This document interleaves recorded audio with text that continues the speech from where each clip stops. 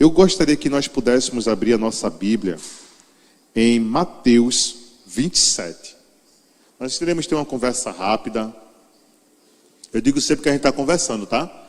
E quando você encontrar, você fica de pé e glorifica o nome do Senhor.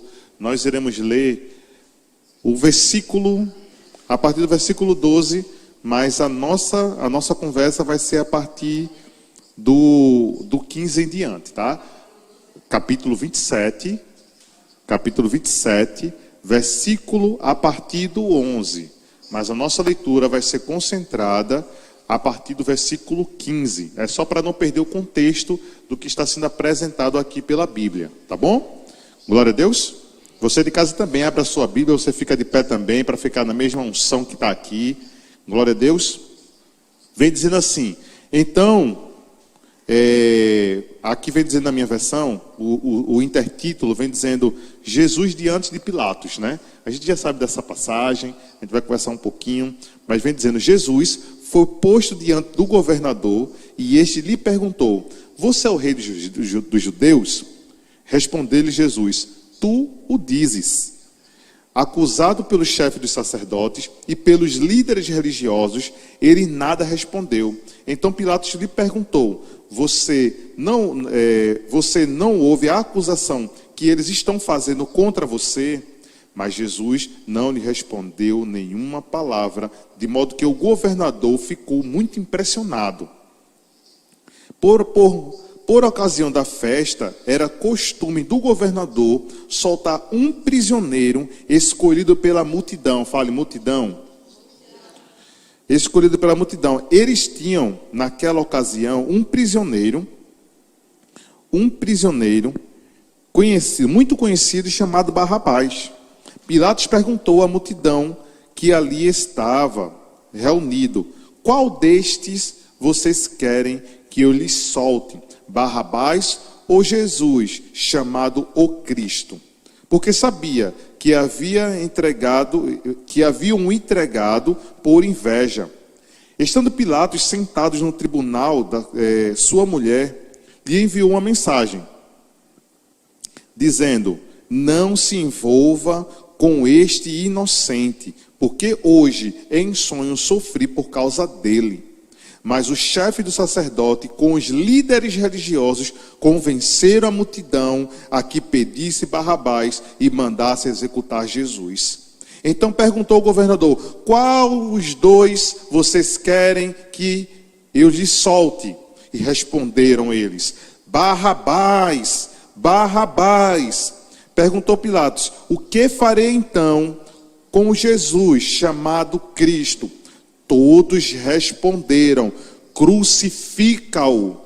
Porque que crime ele cometeu? Perguntou Pilatos. Mas eles gritavam ainda mais, crucifica-o. Aleluia. Papai de amor, no nome de Jesus, fica com a nossa mentalidade, abre o nosso entendimento para podermos receber essa porção do alto e que nosso coração esteja alinhado com o teu Espírito, que ele é que traz o convencimento do que é ministrado pelo Senhor, na autoridade do nome precioso e poderoso de Jesus. Amém? Poder sentar, meus amados. Louvado seja Deus. Há uma semana eu estava escutando um louvor, eu não lembro qual é o nome do louvor, eu estava visitando a Arca da Hora, e estava lá cantando a música, né? E apareceu só uma cena, foi um trecho da música, Barrabás ou Jesus. Isso ficou no meu coração, latejando de tal maneira que eu fiquei, meu Deus do céu, quando eu fechava os olhos, vinha a imagem, Barrabás ou Jesus. O que nós estamos escolhendo? Será que passou o tempo mesmo de escolher entre Barrabás e Jesus? Será que passou? Ou não? A gente precisa viver o que a Bíblia diz. Se a Bíblia ela se renova todos os dias, não quer dizer que aquela cena que aconteceu há muitos anos atrás, que foi uma cena visível, que ali foi uma cena visível. Jesus estava em julgamento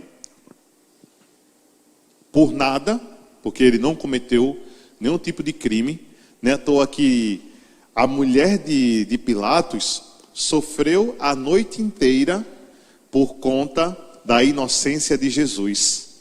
Porque ela queria livrar o marido de condenar uma pessoa inocente. E ela não sabia de onde o sonho tinha vindo. Mas uma coisa era certa: até Pilatos sabia que Jesus era inocente. Porque ele diz: eu não vejo acusação contra esse homem. Mas ele preferiu agradar a multidão. E aí, quando a gente olha do outro lado, nós temos Barrabás. Barrabás era um líder que ele liderou a revolta. Tem um filme, né, que é chamado Maria Madalena, que é uma série, vários episódios, que conta um pouco que conta um pouco da história, né, de Maria Madalena, né, lá tudinho, mas vem construindo algo sobre Barrabás. A Bíblia não apresenta como foi que a vida de Barrabás chegou até esse ponto para ele ser chamado líder da revolta. Mas naquele período, historicamente, existia um grupo que era de encontro aos romanos, porque eles não queriam se submeter ao que o romano queria. E isso eles já eram perseguidos por isso. E eles queriam chegar a essas pessoas para poder acabar com os líderes e essa revolta cessar. Só que essa revolta toda não era em prol da liberdade do povo. Era porque toda revolta, ela tem um cunho político. Existia algo que eles queriam defender, mas só que a defesa deles não era uma defesa que pudesse ser sustentada com uma questão de liberdade para o povo. Não era dessa forma.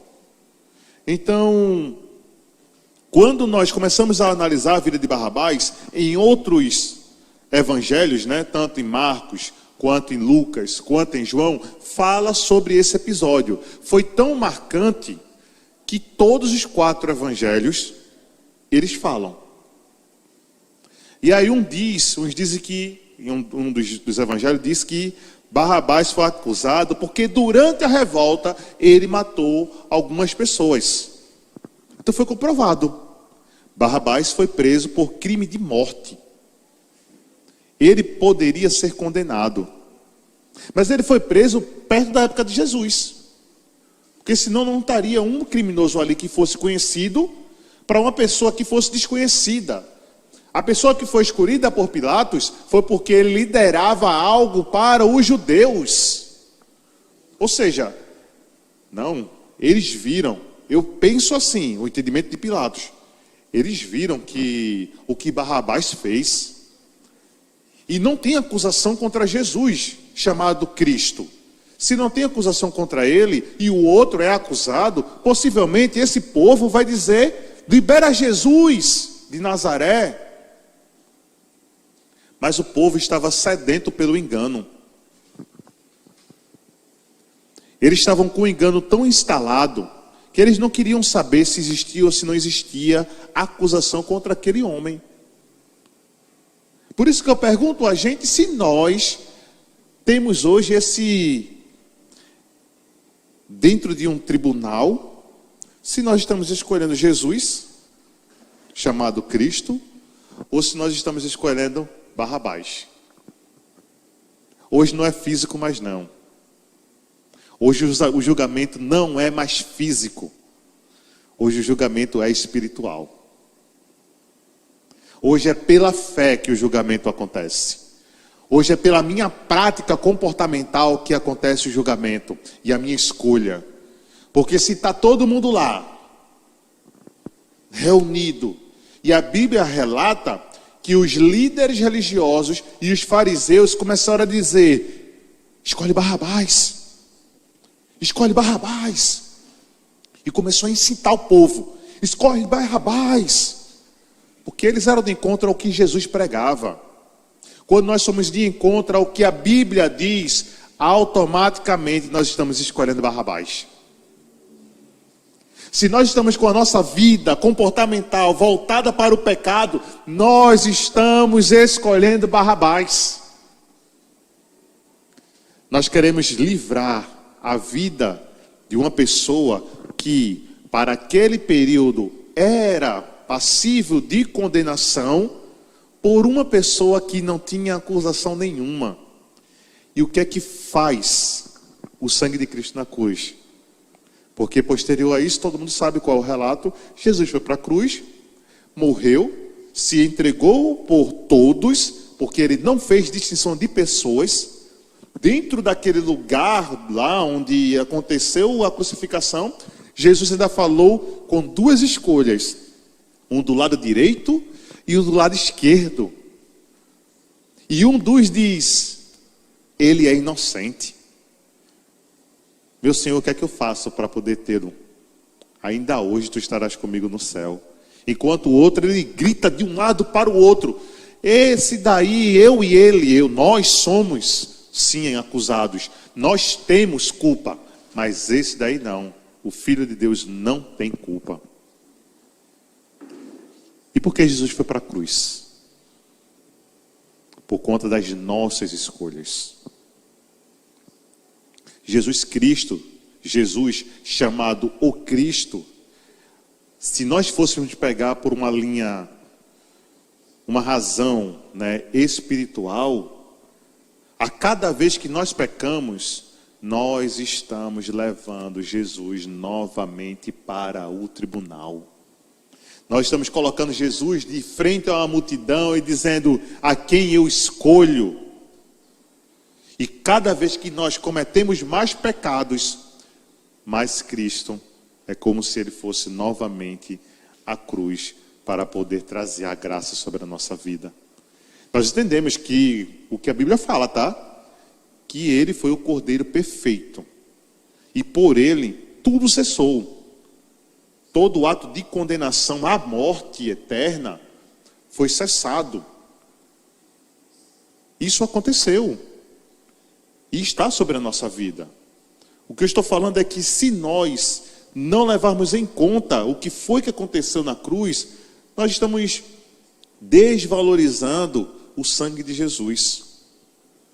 Nós estamos cada vez mais colocando o sangue de Jesus como fosse segundo plano. O que foi derramado na cruz? A ressurreição de Jesus para poder trazer a graça.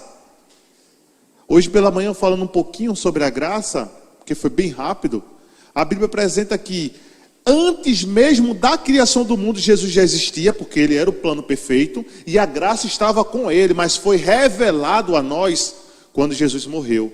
Essa graça foi nos revelada com a morte de Jesus. Tudo aquilo fazia parte do plano de Deus? Sim, fazia parte do plano de Deus. Mas não que ele quisesse que fosse dessa maneira, se nós, enquanto seres humanos, não tivéssemos escolhido o errado. Isso começou onde? Lá no Éden. Lá no Éden, quando a gente vai olhar, o homem tem uma escolha. Eu posso escolher a direção de Deus ou escolher a outra fala. Assim como o povo estava de frente a Jesus, chamado o Cristo, ele teve direito a escolher. Eles poderiam ter ouvido Pilatos, mas eles preferiram ouvir os líderes religiosos e os fariseus. Os nossos ouvidos precisam estarem com atenção muito alta no Senhor. O mundo hoje, ele não está de brincadeira. Ele nunca teve, na realidade. Mas hoje, tudo que esse mundo está tentando fazer é corromper todos os princípios que nós acreditamos. E quando um princípio em nós, porque o princípio da palavra, ele nunca é corrompido, tá? Nunca se corrompe o princípio que está na palavra de Deus. É antes, é agora e é depois. É o mesmo princípio. Mas as conversas hoje que o mundo traz é tentar é uma tentativa de corromper o princípio do Senhor que mora dentro de nós. E como é que isso acontece? Jesus não existe. E como é que isso ocorre também? Menino, isso não tem nada de mais não. Cuidado com o nada de mais. Se está chegando aos princípios do que Deus colocou no meu coração e de que eu ando em cima deles, cuidado no nada de mais. Ah não, menino, é só uma vezinha. Cristo já morreu, tu vai ter direito à graça da mesma maneira. Eu posso pecar porque a graça está sobre mim. Não não deixe vulgar a graça. Não deixe vulgar a graça. Às vezes a gente quer deixar a graça vulgar, porque ela está estendida. Não é só sobre a minha vida, é sobre a vida de todos. Mas isso não quer dizer que eu possa ficar pecando adoidado. Isso não quer dizer. Então aquele povo, quando estava lá de frente para Jesus, Jesus já com a coroa, Jesus já ensanguentado, porque Pilatos tinha já dado uma ordem aos soldados para poder bater nele e para poder mostrar ao povo: ó, eu já castiguei. Não precisa fazer mais nada com ele não. Eu já castiguei ele. Leva esse homem daqui. Eu creio que Pilatos não teve mais paz.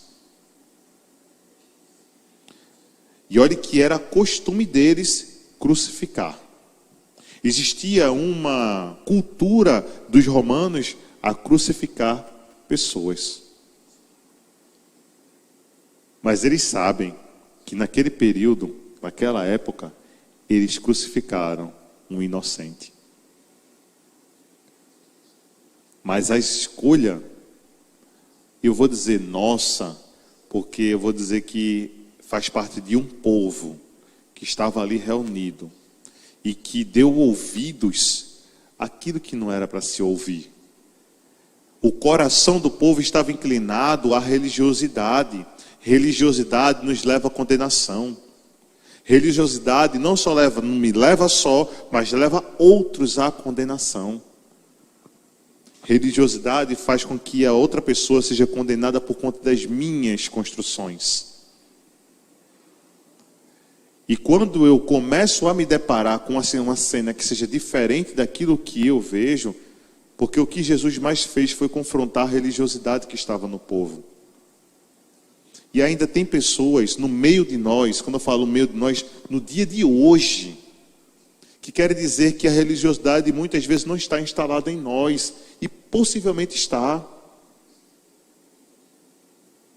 Possivelmente está, e Jesus vem para a gente para mostrar algo diferente, mas quando a gente não dá olhos nem ouvidos, nós escolhemos Barrabás. Porque nós escolhemos pelo que estamos ouvindo da religiosidade. Então, no nome de Jesus, povo amado, nós estamos vivendo uma época que escolher Jesus está ficando cada vez mais difícil, porque o Evangelho está sendo impedido de ser pregado. E a fé vem pelo ouvir o que Deus fala. Nós não podemos em nenhum momento perder a força de promover esse Evangelho, para que as pessoas tenham o direito de ouvir e escolher Jesus, ao invés de toda a vida escolher Barrabás. Eu passei 30 anos da minha vida escolhendo Barrabás, porque era pelo que as pessoas falavam. Eu ia em minha vida pelo que as pessoas diziam. Se eu vou pelo que o povo diz, pela aquela grande maioria que a gente acha que é o soberano, e não é. Às vezes a soberania não está na grande população. A soberania, se nós formos falar da realidade espiritual, está sempre em um, que é em Deus. E nós precisamos escutar a voz soberana de Deus. e não a voz do povo é soberana. Não é dessa forma. Então, quando eu ficava nos meus atos pecaminosos, considerado pecador, eu estava fazendo com que Jesus fosse escanteado da minha vida. E mesmo assim, ele, com um olhar de misericórdia, dizia: meu filho, eu aceito você. Eu aceito você. Talvez você não me aceite, mas eu nasci, eu fui um plano, eu faço parte de um plano perfeito que aceita você. Ah, mas eu tenho muito pecado, Jesus. Eu não estou falando do seu pecado, eu estou falando de você.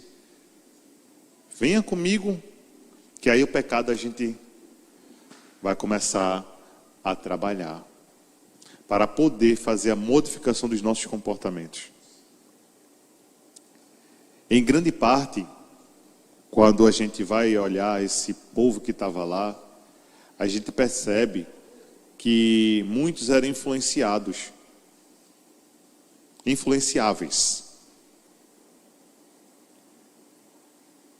E cuidado na influência que nós estamos sofrendo. Se não for influência do céu, descarte.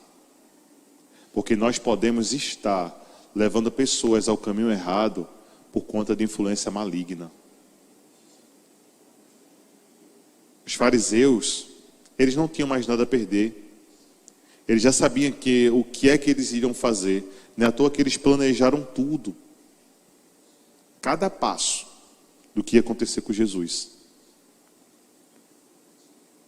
Tem pessoas que estão ao nosso lado que não têm o que perder mais. Mas nós temos. E uma das coisas que nós não podemos é entrar em acordo com a nossa salvação. Nós não podemos perder a nossa salvação. Então, no nome de Jesus, escolha o Cristo. Não não se deixe levar por nenhum tipo de influência que vá de encontro a tudo que Deus e Jesus já ministrou ao seu coração. E se Ele não ministrou, se você está escutando essa palavra hoje, eu tenho certeza que um princípio de amor foi estabelecido dentro de você. E esse princípio de amor, ele não pode ser acordado por nada. Ele não pode sofrer nenhum tipo de ação com que o mundo interpreta como amor. O mundo não sabe o que é amor, não, para poder interpretar o amor de Deus, não. O mundo não sabe. Ah, mas Jesus não é amor? Jesus é amor. Ninguém vai dizer contrário a isso. Todo mundo sabe. Se perguntar a minha filha, dizer: Jesus não é amor? Papai, Jesus é amor. Mas vamos ver o que é que tem dentro desse amor. E a gente vai perceber que não é da mesma forma que o mundo vê. O mundo quer um amor que seja cúmplice dos atos errôneos. E Jesus não é cúmplice dos atos errôneos. Jesus, ele se abraça com arrependimento. Mas para o arrependimento chegar, precisa ter a identificação do pecado. Eu preciso saber o que é que eu fiz. O povo dessa época, eles selaram aquilo que Deus já tinha deixado como escritura. Todos me rejeitaram. E quando foi a rejeição de Jesus ali, foi o selo de dizer: agora é que eu vou mostrar para eles como se conquista a vida eterna. Que não é por meio deles. Então, meu amado e minha amada, você que está conectado em casa ou aqui, no nome de Jesus, reflita sempre sobre o passo que você vai dar, sobre o que você vai falar, porque qualquer coisa que seja contrária ao que Jesus já falou, descarte. Descarte. Coloque para bem longe de você. Às vezes nós iremos sim se afastar de pessoas, sabe? Porque muitas vezes as pessoas, de pessoas específicas de que Deus vai direcionar. Não é porque a pessoa é negativa, não tem a ver com isso. Tem a ver com a pessoa não consegue respeitar os princípios que você está zelando agora. Aí você está junto com ela agora no tribunal lá. Jesus a Barrabás. Ela vai continuar escolhendo Barrabás, mas você vai dizer: eu escolho esse Jesus que morreu por minha vida. Eu escolho esse Jesus que também morreu pela tua vida. Então, comece a observar os seus passos. No nome de Jesus. Glória a Deus. Aleluia.